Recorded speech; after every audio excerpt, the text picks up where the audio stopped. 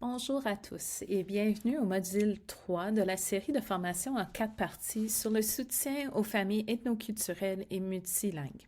Cette formation est conçue par un organisme communautaire de Edmonton qui se nomme les Multicultural Health Brokers et le Laboratoire des familles multilingues de l'Université d'Alberta. On l'a développé en collaboration et partenariat avec PolicyWise. Je m'appelle Andrea McLeod et avec ma collègue Nahid Mouki, qui est une consultante en développement de la petite enfance aux Multicultural Health Brokers, nous serons vos animateurs pour cette série.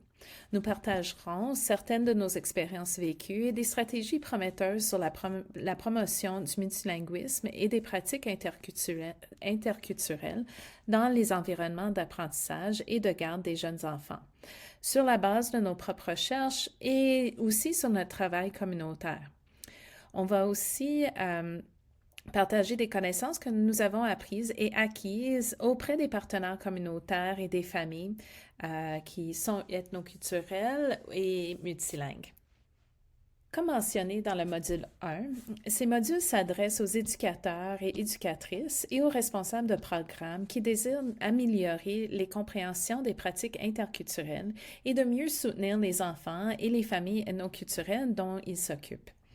Les 3 premières sessions sont entièrement autodirigées et disponibles en ligne et durent à peu près 30 minutes.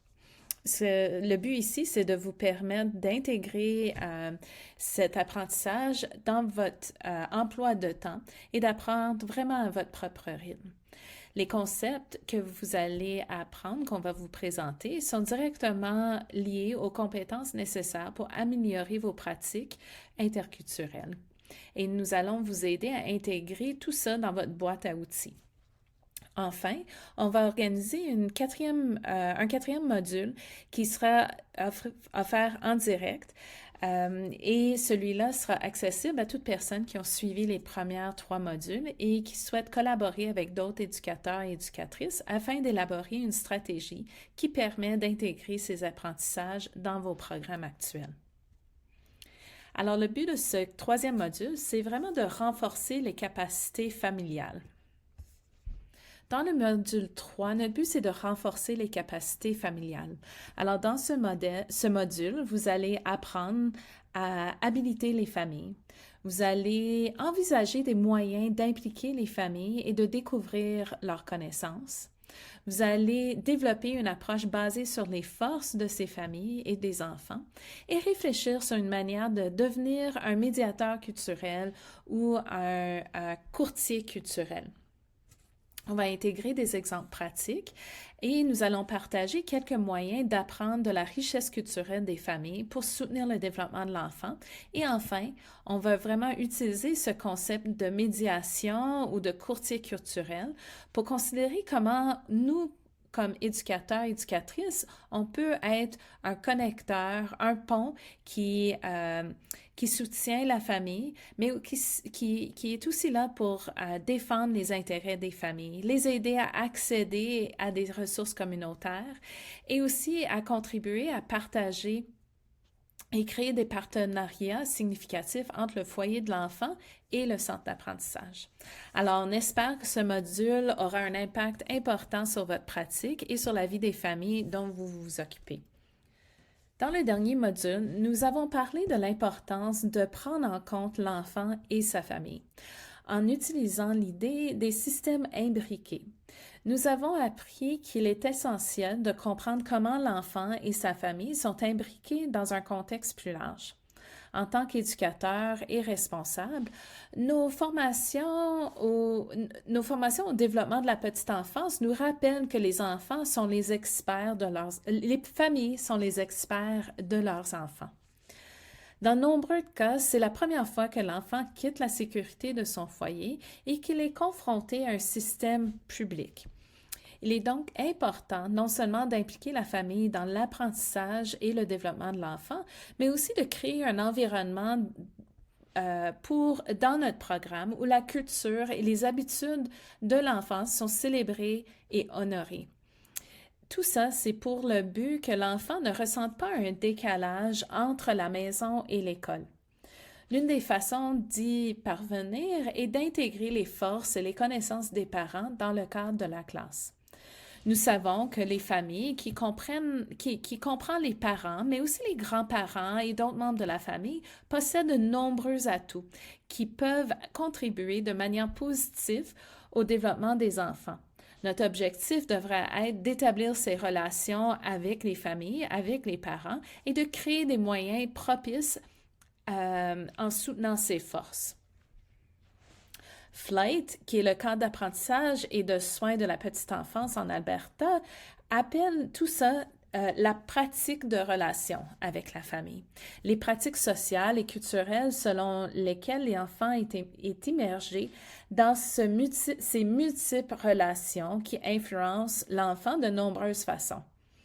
Tout en investissant un temps et des efforts pour connaître l'enfant dans notre classe, pour connaître ses points forts et les domaines dans lesquels il peut avoir des difficultés, nous devons également investir du temps et des efforts pour favoriser le partenariat positif et solidaire avec tous ceux qui sont impliqués dans la vie de l'enfant en dehors de la salle de classe. La recherche nous démontre que lorsque les familles sont impliquées dans l'apprentissage et le développement de leurs enfants, l'expérience d'apprentissage est enrichie pour tous les enfants. Pour de nombreux enfants ethnoculturels, l'environnement général des garderies peut être très différent de leur environnement familial. Cela peut conduire à ce que nous appelons la double vie des enfants.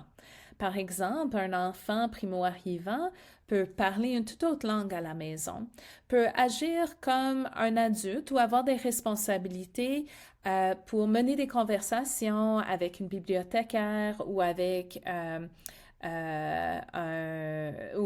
bibliothécaire pour aider à traduire ce que les parents demandent. Mais à l'école, il y a un enfant qui parle une autre langue et qui ressemble beaucoup plus aux autres amis dans sa salle de classe. Alors, il y a vraiment ces deux aspects qui amènent avec lui dans sa vie de tous les jours.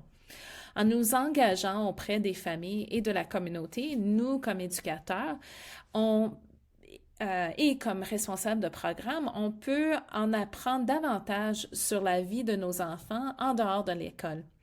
Grâce à ces connaissances, on peut par la suite mieux interagir avec eux, adapter l'apprentissage et les aider à intégrer dans le milieu de la petite enfance, mais aussi de mieux adapter notre milieu pour que ça ressemble beaucoup plus à leur expérience de tous les jours.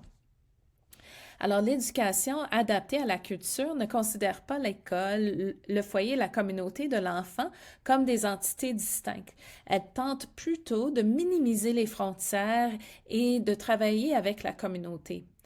Alors, lorsque les familles d'origines diverses partagent leurs connaissances culturelles, leurs expériences de vie et leurs perspectives mondiales uniques avec les éducateurs, on peut les intégrer dans leur classe, dans le programme, dans les expériences d'apprentissage de tous les élèves de la classe et par la suite, tout le monde y trouve un bénéfice. Alors, vous vous souviendrez que dans le module 1, nous avons examiné certains des espoirs des familles dans le cadre du projet Journeys. L'un des apprentissages de ce projet avec les parents ethnoculturels de jeunes enfants est que toutes les familles souhaiteraient que leurs enfants réussissent et veulent le meilleur pour leurs enfants. Un autre enseignement de ce projet est que les parents ont exprimé le désir d'être inclus dans le processus d'éducation de leurs enfants et qui voulaient contribuer par leur talent et leur richesse culturelle, qui inclut leur histoire, leurs connaissances, leurs compétences et leur langue, à améliorer le système d'éducation et de formation de la petite enfance. Dans cette optique, voici quelques moyens concrets qui, à fil des temps, ont permis d'impliquer les familles et qu'il s'agit notamment de apprendre à connaître les familles en posant des questions curieuses sur elles et leurs enfants. Après avoir appris à les connaître, d'intégrer les valeurs et les pratiques culturelles des familles dans la classe et des moyens concrets pour responsabiliser les familles et leur permettre de contribuer au parcours d'apprentissage des enfants. Pour cela, on va partager un outil communautaire qui est co-conçu, qu'on a appelé le manifeste des parents. Alors, ça veut dire quoi poser des questions curieuses et habilitantes?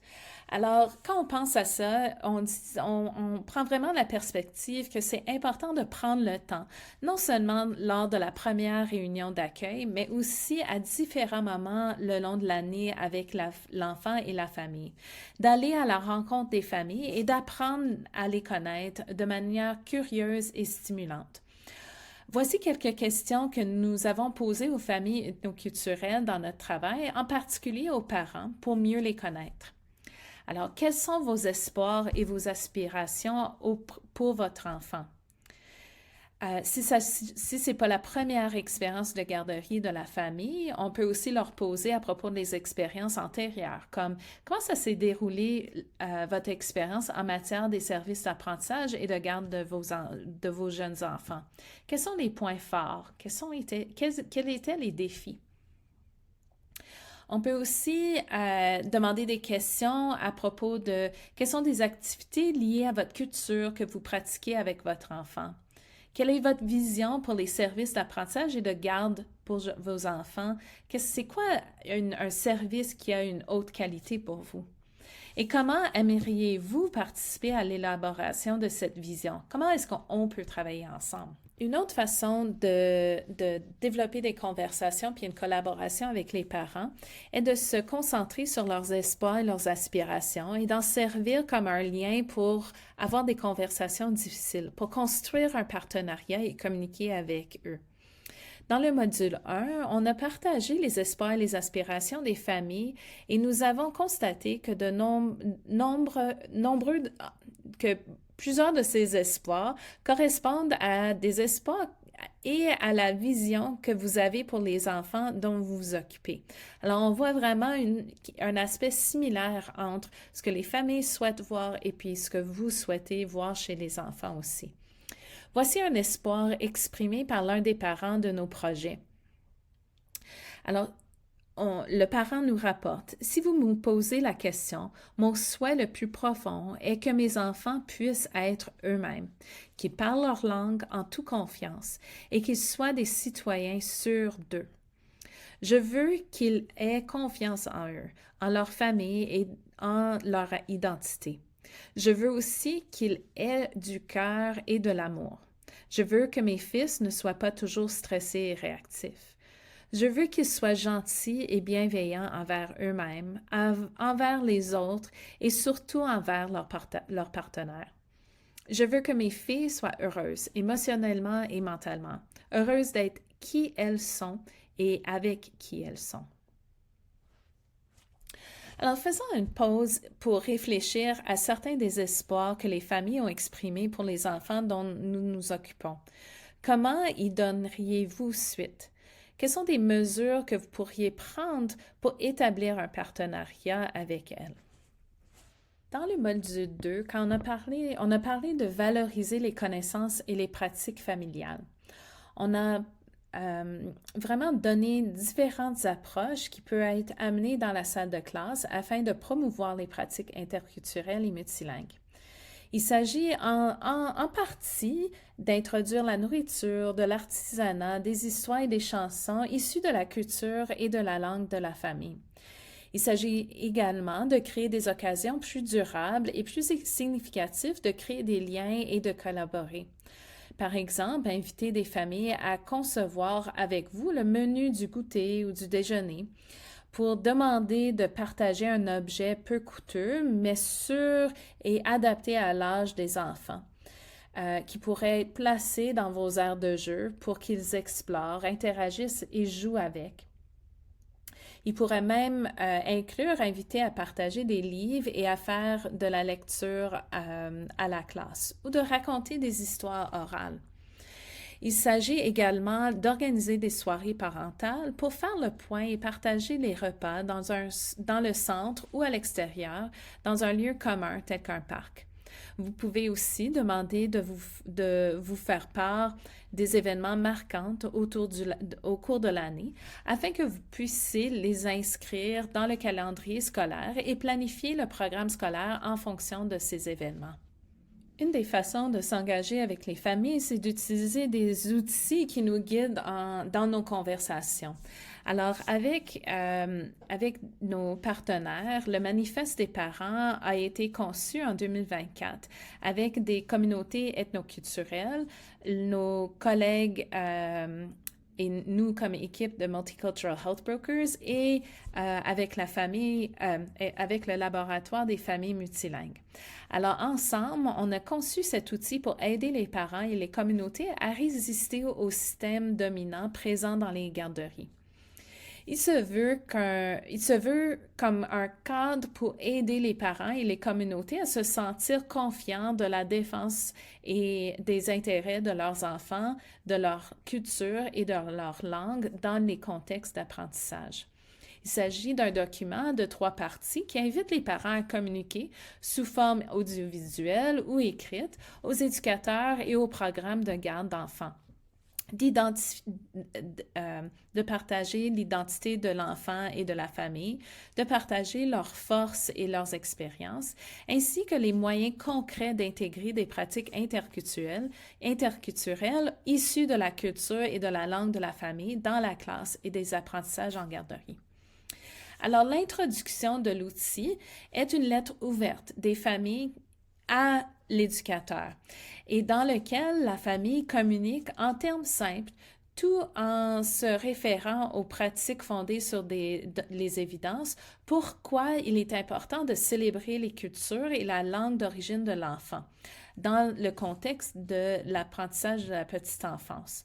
On veut aussi qu'il partage à propos des espoirs des familles et des éducateurs pour assurer que l'enfant atteigne son potentiel le plus élevé. La deuxième page contient des détails sur la famille, qui ils sont, le cas échéant, quels sont leurs antécédents en lien avec l'immigration. Souvent, en raison de multiples obstacles et d'un manque de temps, les familles ou le personnel et les responsables n'ont pas la possibilité de connaître les espoirs, les expériences et les difficultés des familles. Alors, ces informations sont importantes et donnent un aperçu de la vie familiale de l'enfant. Alors, on apprend à propos de l'enfant, les désirs et les aspirations que les parents ont pour leurs enfants, leurs espoirs et les défis qu'ils ont déjà vécus dans le contexte d'éducation. La troisième page du manifeste des parents donne l'occasion aux parents et aux familles d'être des experts et de suggérer des moyens concrets par le biais d'activités enrichissantes sur le plan linguistique et culturel qui peuvent être mises en œuvre dans la classe et dans le programme d'études afin de centrer la culture et la langue de la famille. Alors, vous pouvez lire quelques lignes de ce document pour vous inspirer du type de questions qu'on peut intégrer ou qu'on pose pour développer avec nos familles. Alors, le manifeste des parents propose une approche consistante à poser des questions responsabilisantes aux familles et à créer un espace et un dialogue sûr et ouvert pour qu'elles puissent donner un aperçu de ce qu'elles sont, de leurs espoirs et de leurs aspirations, des qualités de leurs enfants et de leurs expériences antérieures en lien avec les services de garde. C'est aussi un moyen pour les familles de partager leurs connaissances et leurs points forts. En tant qu'équipe d'éducateurs, de responsables de programmes, vous pouvez réfléchir aux aspects du manifeste que vous pouvez intégrer à votre pratique et à votre centre. Certains de nos partenaires communautaires ont inclus des questions du manifeste des parents dans leur formulaire d'accueil. Certains ont été inspirés pour les utiliser dans des enquêtes ou des entretiens d'accueil avec les parents. Certains ont utilisé les stratégies de la section langue et culture lors d'événements tels que des soirées de rencontres et accueil des parents. Par exemple, vous pouvez demander aux parents de donner un objet de leur foyer ou de prêter un objet de leur foyer qui représente la culture de l'enfant. Vous pouvez également demander aux parents de peindre ou dessiner ou d'écrire un bonjour dans leur langue maternelle ou le nom de l'enfant lorsqu'ils viennent rencontrer l'enseignant et de le poster peut-être comme affiche dans la salle de classe. Vous pouvez revenir à ces affiches et à ces objets comme des façons de continuer à intégrer la langue et la culture de l'enfant dans la salle de classe. Vous pouvez également partager l'outil du manifeste des parents avec les familles, leur demander de le remplir ou de créer un enregistrement audiovisuel en utilisant les questions comme guide. Jusqu'à présent, nous avons appris que pour favoriser les relations positives avec les familles, il faut s'engager avec elles, apprendre à les connaître en leur posant des questions stimulantes et en découvrant leurs espoirs et leurs aspirations et apporter leurs connaissances et leurs points forts à la salle de classe grâce à une pratique adaptée à la culture. Ce travail est appelé vraiment du courtage culturel. En étant responsable de programme et éducatrice, vous jouez un rôle d'intermédiaire entre les familles et le système d'éducation et d'accueil de la petite enfance. C'est dans le cadre de l'éducation et de la petite enfance où l'enfant quitte pour la première fois le confort de son foyer, interagit avec des adultes et des pairs en dehors de sa maison et de sa communauté. Cela peut être décourageant, et non seulement pour l'enfant, mais aussi pour les familles qui confient leurs enfants à quelqu'un qui, elles, peuvent avoir confiance pour son bien-être. En tant qu'éducateur, nous pouvons jouer le rôle de courtier culturel. Le concept de courtier culturel est un élément majeur de l'éthique du travail des Multicultural Health Brokers pour soutenir le bien-être des familles. Alors, Jezewski parle du courtage culturel comme l'action d'établir des ponts, des liens et une médiation entre les groupes de personnes d'origine culturelle différentes dans le but de réduire les conflits et de produire des changements. Alors, Multicultural Health Brokers, les courtiers culturels sont des personnes qui ont eux-mêmes vécu l'expérience d'immigration ou de statut de réfugié, qui comprennent les forces et les besoins des communautés qu'elles servent. Grâce à cette expérience de première main, nos courtiers ont la confiance et le respect des membres de la communauté. Ils sont conscients des structures et des processus, des systèmes dans lesquels la communauté doit naviguer de façon quotidienne. En tant que courtier culturel, vous pouvez faire le lien entre les familles et le système de garderie. En tant que courtier culturel, vous pouvez remplir 4 fonctions principales. Le guide culturel, soutenir les liaisons, être un médiateur et un catalyseur de changement. En tant que guide culturel, les courtiers culturels aident les familles avec lesquelles ils travaillent et le système éducatif à comprendre les valeurs, les croyances et les pratiques de chacun afin d'améliorer la compréhension culturelle. En tant qu'agents de liaison, les courtiers servent comme communicateurs entre les communautés et les systèmes auxquels elles ont besoin d'accéder. En termes de médiateurs, les courtiers contribuent à accroître la confiance dans les systèmes sociaux, ce qui permet d'améliorer l'accès au système pour les familles. Enfin, en tant de catalyseur de changement, les courtiers plaident en faveur du changement qu'ils espèrent voir s'opérer dans les systèmes sociaux formels en créant des environnements inclusifs et collaboratifs et en travaillant à l'évolution des relations intergroupes et interpersonnelles et à l'adaptation et à l'évolution des besoins de les communautés qu'ils servent. Nous espérons vraiment que vous pourrez agir en tant que courtier culturel entre les familles que vous servez et les systèmes dont vous faites partie, en utilisant les forces et les connaissances des familles et en les intégrant dans le système de l'apprentissage des petits-enfants. Tout ça dans le but d'avoir des programmes et des pratiques qui soutiennent ces enfants-là. Mais on veut aussi on trouve que c'est aussi important de souligner qu'on a un rôle en prenant ce que le système offre et les ressources communautaires que vous connaissez et de les partager par la suite avec les familles. Alors, voici quelques suggestions sur l'interculturel et la promotion du multilinguisme dans vos pratiques d'apprentissage et d'accueil des jeunes enfants. Tout ça sont basés sur notre propre travail, nos expériences et nos conversations avec des collègues et nos membres de communauté. Nous aimerions savoir quelles sont les pratiques prometteuses dans votre centre.